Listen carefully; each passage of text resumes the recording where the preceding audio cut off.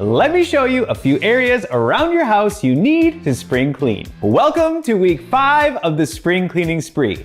On the checklist this week is to take care of a few items around the house that we get to clean. The first item on the checklist is to clean our carpet and rugs. Now I know not everyone has these in their home, but they're very important to keep clean. Now the first step through this process is to give everything a really good vacuum. We want to make sure to remove as much dry debris, hair, and dust that's in the carpet as possible before we start wet cleaning. Now I also like to recommend, if you have a very shaggy or high pile carpet or rug, to vacuum that area in multiple directions, because many times if you only vacuum in one direction, the fibers can lay down and trap dirt inside. So when we go for multiple directions, we're able to pull out as much as possible. The next step is to pre-treat our carpets. Now you might be tempted to grab your carpet cleaning machine, add your soap in the tank, and start cleaning, but I highly recommend you actually mix it up in a pump-up sprayer like this one here. Now the cleaner I like to use for this is this one here from Zepp. It's their all-purpose carpet cleaning shampoo. It does a really good job, and I also love that it's relatively cheap. I think it's like $15 per gallon, and you can get it at most big box stores. Now to mix it up, all you need is about 5 ounces of the cleaner to every 1 gallon of water in the pump-up sprayer. Now if you're wondering where can you find a pump-up sprayer, usually they're in the garden section of a big box store, or I have everything linked down below. Now the reason I always like to suggest using a pump-up sprayer and spraying your cleaner down first rather than adding it to your machine is because this is going to give the soap time to work and break down all the dirt and debris that's attached to the carpet fibers. Now, if you don't do this, unfortunately what happens is the machine just puts the soap down and sucks it up right away, and your carpet just doesn't get as clean. So by spraying it down and letting it sit for about 10 to 15 minutes, you set your cleanup for success, and it just works so much better. Now, once the cleaner has had time to sit on the surface and do its thing, it's time to start cleaning with a machine. Now there's a variety of these on the market. You can even rent some from your local big box store or grocery store, really whatever one you choose to use. The most important thing is to only put water in the tank, and again, do not add any soap. Now the one I like to use is this one here from Shark. It's the Carpet Expert. I think it does a really good job, but the reason we want to use only water is because not only have we already sprayed down the soap, but the goal here is to rinse out all of the dirt and debris that's in the carpet along with the soap we sprayed down. That way we don't leave any sticky residue behind, and our carpet stays cleaner longer and doesn't get dirty as fast. Now it is a good idea to go slowly over the area that you're cleaning and make sure to overlap, that way you don't miss anything. And the other pro tip I always like to recommend is if your machine does have a dry only function, turn that on and go over the area you just cleaned to pull out as much moisture as possible. Because the faster you get your carpets dry, the less chances that spots come back or you run into issues. If you do have some pets in the house, many times they'll leave a few spots on the carpet, and for this, I highly suggest using an enzyme cleaner. I have the one I like to use linked down below, along with a full step-by-step video on how to clean that up. Now, once your carpet's nice and clean, the next step is to get it dry as quickly as possible. So turn some fans on or open a window and really get as much airflow across the surface as you can. The more airflow you have, the more the moisture is going to evaporate, and the faster your carpets will get dry. The next item on the checklist is to clean our washing machine. Now the cleaning process does depend a little bit on if you have a top loader or a front loader, but let me walk you through what I like to do. Now for front load washing machines, what I like to do first is run a clean cycle. Just grab a little cleaning tablet. You can get a ton of these over on Amazon. In fact, I always have a year supply in my laundry room. That way I always have one when I need it, and I can clean it once a month. Now once that cleaning cycle is done and got rid of that first layer of grime and buildup on the drum, then I like to come through with my DIY vinegar mix, which if you've been watching this series, you already know how to make it. But for those who haven't, it's just 1 cup of white vinegar, 1 cup water, and about a teaspoon of Blue Dawn dish soap. Then spray down those nooks and crannies. Usually the rubber gasket on your front load washing machine can get pretty nasty, and many times that clean cycle can get rid of some of it. But take the spray here and make sure to really saturate that area good. Let it sit for about 5 to 10 minutes. Then come through with a toothbrush and give everything a really good scrub.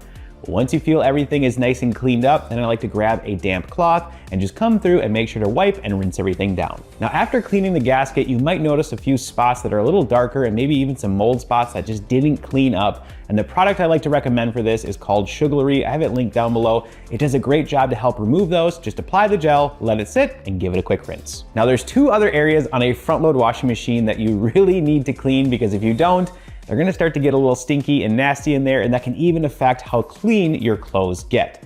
The first one being the detergent tray. Now many times when you slide it out, there's a button towards the back you can press and it completely comes out. Then I like to clean it with that same mix, just spray it down, give it a good scrub and rinse, and make sure to completely dry the area before you put it back in. Now I will say this is so important to clean because many times the detergent will get stuck in there and get a little gummy and sticky, and if we don't clean that, it just gets dirty and really nasty. The second thing is the filter. Yes, front load washing machines do have a filter. Many times there's a little door on the front or the side of the machine. You just open this up and you can twist the filter out, and this can get super nasty. I will say, brace yourself because sometimes it even stinks. The vinegar does an awesome job to deodorize any of those funky odors that you usually smell when you pull this filter out, but also the Dawn is an awesome degreaser, so it's gonna get rid of any sort of buildup that might be on the filter. Now when it comes to the top load washing machine, the process is very similar, but I just like to reverse it. Now what I'll do first is just grab my DIY vinegar mix and clean any areas that are removable or I can easily pop off of the machine. For instance, sometimes you can pull out the detergent drawer on a top loader, and many times the agitator will twist out, or sometimes you'll have a few other components that easily come out, and you can spray these down with that DIY vinegar mix or even soak them in the sink if they're really bad.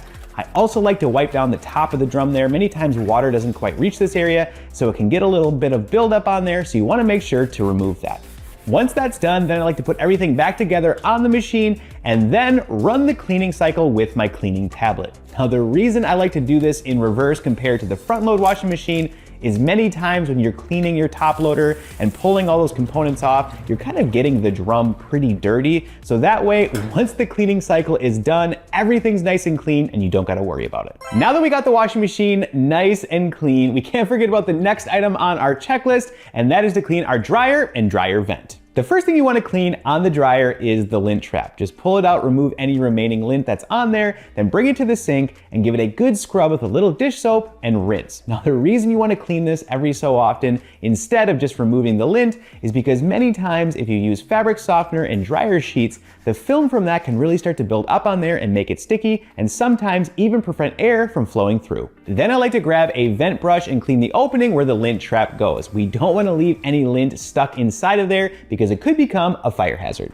To clean the dryer vent, start by pulling the machine away from the wall, but be very careful here because the vent will be attached. So once you can get it far enough out to detach, then take that off, and I do like to vacuum the floor and the backside of the machine because many times this area is going to be very dusty. Now for the vent, there's a few different tools you can use to get this nice and clean.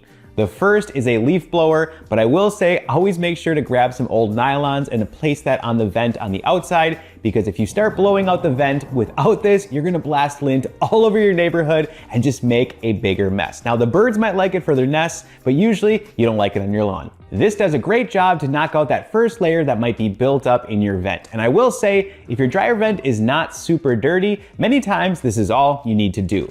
Now, if your dryer vent is super dirty and you notice a ton of buildup, the second tool I like to recommend is a dryer vent cleaning kit.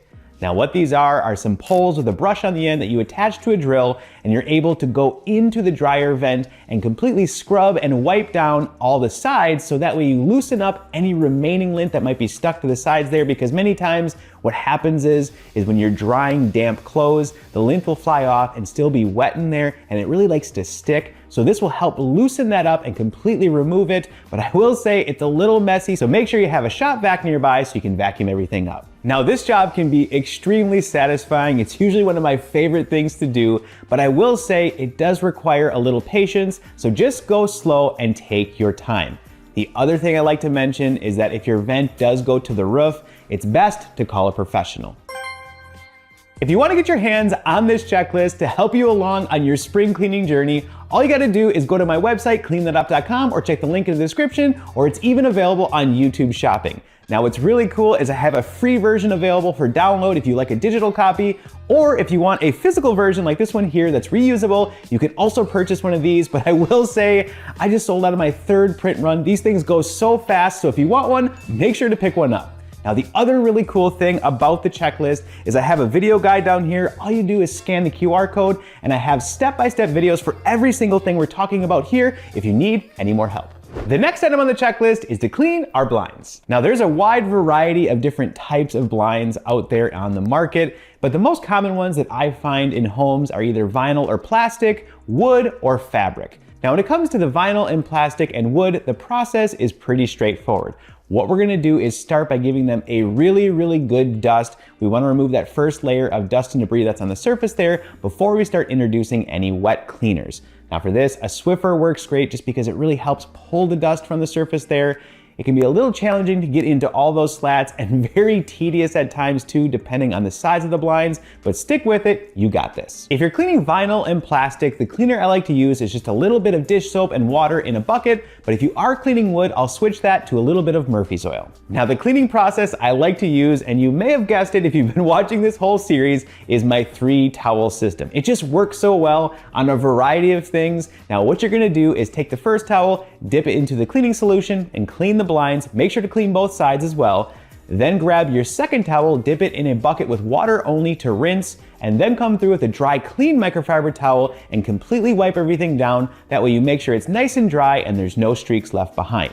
Now, depending on the room and kind of where the blinds are in your house, sometimes all you need to do is just give them a good dust. But I will say if they're in your kitchen or sometimes even in your bathroom, it's best to wipe these down because sometimes they can have buildup on there that's really sticky and you want to make sure to completely remove that. If you do have fabric blinds in your home, what I do like to recommend instead of using the Swiffer is just a vacuum cleaner with a soft bristle brush attachment. This will remove a lot of that dust from the surface there. And instead of wiping the entire thing down, I just look them over, and if I do notice a spot, I'll use a little dish soap and spot clean. Now, if you do have a set of vinyl or plastic blinds that are super dirty with a ton of buildup, whether that's grease or even hairspray from the bathroom, there is something you can do to really help you remove that a little bit easier, and that is soaking them in the bathtub. But again, you can only do this with your plastic ones because this can get wet. If you do have wood, this will ruin that. And the one thing to keep in mind is any sort of metal components that you do have on the blinds, make sure to not submerge those because that can rust and cause damage. Now you made it to the last 3 items on the checklist, and if you've been cleaning along at home with me, I am so proud of you. You are crushing it, and your house, I'm sure, is looking absolutely amazing. Now for these last 3 things, we're gonna be cleaning our windows inside and out along with the screens and window tracks. The best place to start with this job is the screens and tracks. Now for the screens, what I like to do is pop them out of the window there and just give them a quick spray off with the hose. This gets rid of that first layer of debris that's on the surface. Then mix up a little bit of dish soap and water in a bucket and grab a soft bristle brush and give them a good scrub. Now make sure to scrub both sides because usually there will be buildup on there. Then once that's done, let it sit for a little bit and come through with your hose again and give them a good rinse. We don't want to leave any of that soap behind because we don't want it to dry sticky. Now, one thing to keep in mind when cleaning your screens is if you take all the screens off your house all at once and put them in a stack and go wash them on your driveway, it's going to be very hard and confusing to get them in the right windows. So what I like to do is clean them in front of the windows that they go in. That way I don't get confused and they all go back together super quick and easy. And the second thing is if you don't have access to a hose, your bathtub works great. For the tracks, the first thing to keep in mind is we don't want to go in and start spraying cleaners down right away. If we do that, any sort of dry dust that's there will turn into a sticky mess and it will make this clean so much harder. So what I like to do is just grab a cheap paintbrush or even an old toothbrush and work all that debris out of all the cracks and crevices there into the center of the track, then grab my vacuum with the brush attachment and vacuum it all up. Once that's all cleaned up, now it's time to come through with our wet cleaner. Now the one I like to recommend for this is just the simple DIY vinegar mix we've been using throughout this entire series. It does a really good job. Just spray that down on there. If you need to, kind of scrub in again some of those cracks and crevices that we noticed some buildup in. Then come through with a damp towel and give it a good rinse and a dry towel to dry the surface and make sure there's no streaks or anything else left behind. One thing you definitely want to make sure to clean is the bottom of the window as well. I've done this too many times where I get the tracks looking beautiful, then I close the window and open it back up and I notice a line and a streak there on my nice clean surface. So give that a quick wipe down as well because usually there's some buildup on there. Now the cleaner I like to recommend to clean the windows inside and out is Dawn dish soap. But I will say add a little bit more Dawn to your water than usual. I know that kind of goes against everything I say when I talk about Dawn because it's so concentrated. But the more Dawn you have in the water, the better your squeegee and things will glide across the glass. When it comes to cleaning, especially if you haven't really done this before, it's always a good idea to start with one window, get that clean, and move on to the next. Otherwise, your cleaner can start to dry on the surface. Now with the wash wand, I like to start at the top and just give it a quick scrub and work my way down to the bottom there. If you do notice any sort of buildup on the window, just give that a really good scrub from a few different directions because we want to make sure to completely remove that.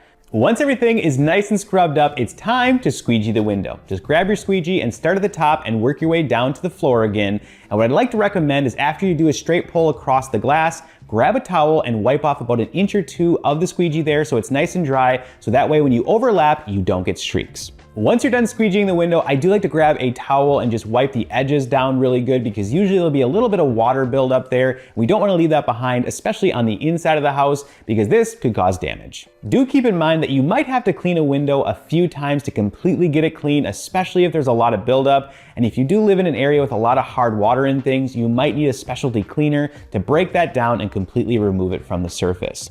The other thing you always want to do is make sure to clean your windows on a day that is usually a little bit cloudy or in the shade, because if you clean them in direct sunlight, unfortunately the cleaner is going to dry just about instantly on the surface before you can get to it, and it's just going to be a bigger challenge to get them nice and clean. Now the other thing, if you do have windows that are a little bit higher up or second story, sometimes an extension pole can do a really good job to help you get those areas so you don't have to go on a ladder. But I will say if you have a lot of windows that you're just not comfortable cleaning on your own and you have to get on a ladder or on your roof, it's probably best to call a professional. This process is the same for both outside and inside, but when you are cleaning the windows on the inside, just be mindful to put some extra towels down there, because when you do start squeegeeing, water will kind of go everywhere that's on the glass there, and it can make a little bit of a bigger mess. So by having these towels down, you prevent that and keep everything nice and dry and clean. And there you have it, the Spring Cleaning Spree series is complete. Give yourself a huge high five. You did it. I'm sure your house looks absolutely amazing and is now ready to enjoy. Thanks so much for watching me as always, and if you're new here, consider subscribing and smash that like button. And if you've yet to watch all of the other videos throughout this series, I have everything linked down below. Definitely go check those out. I also need to give a huge shout out as always to all the Clean Squad members over on Patreon and here on YouTube memberships. Thank you so much for your continued support. We could not make these videos without you. Now, if you want to join the Clean Squad and get your name credited down below, definitely check the link in the description for Patreon or click the join button here for YouTube. And as I always say, I'll see you on the next clean.